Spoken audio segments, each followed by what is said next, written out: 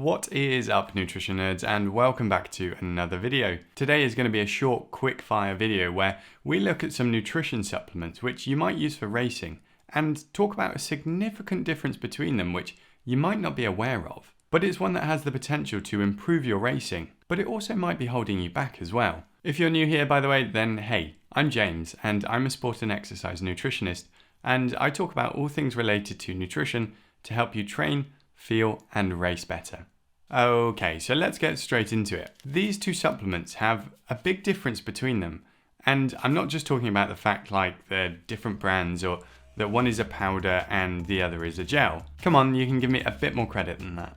No, it's actually to do with the type of carbohydrate that they contain in them, and this is a significant thing to know if you want to race as fast as you can or perhaps reduce things like tummy upset. Now, if you look at the ingredients list for these, you'll see that they contain maltodextrin.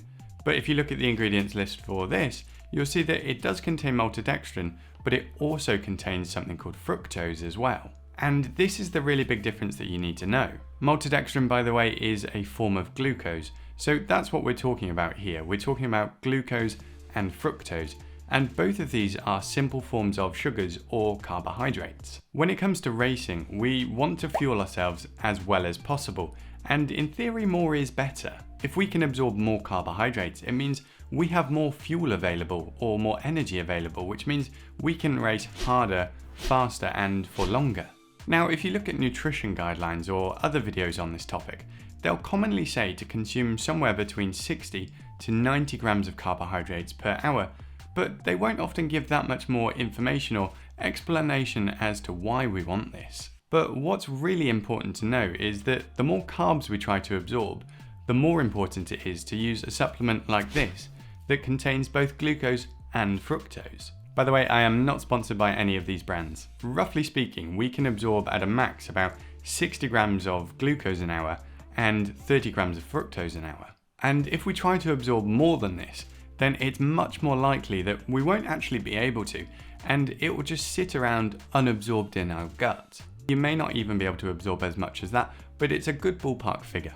But do you see the problem and why it's so important to know what's actually in your carbohydrate supplement? If you're looking to push your carb intake as high as possible, and you might be aiming for 60 grams per hour, maybe even 80 grams or maybe even up to 100, and are going with supplements that only contain glucose, then you're much more likely to run into problems associated with this. So we're talking tummy upset, diarrhea, cramps, you get the picture, compared to one that contains fructose as well. And there are loads of other brands as well which contain this glucose and fructose mix, like Science in Sport and Talk. My advice is that if your aim for carbohydrate intake for your race is above about 40 grams per hour, then it's probably worth you using a supplement that contains glucose and fructose. This should help you absorb it better, feel better, and ultimately race better too. If you're an athlete who is competing at a high level and has a possibility of having a drugs test, then I would say to make sure you use a supplement that has been tested under a program like Informed Sport. This reduces the likelihood of inadvertent doping, and I've done a video on this which I'd recommend that you watch, and I've linked it at the top of the screen for you now. Otherwise, that is it for today's video. I hope you enjoyed it and I hope you found it useful. And if you've got any comments or questions, then I would love to hear them and let me know in the comments section. I would really appreciate it if you gave the video a thumbs up and press subscribe if you haven't already, and make sure you press that notification icon too to stay up to date with all of the videos that I release. And I will catch you next time. See ya.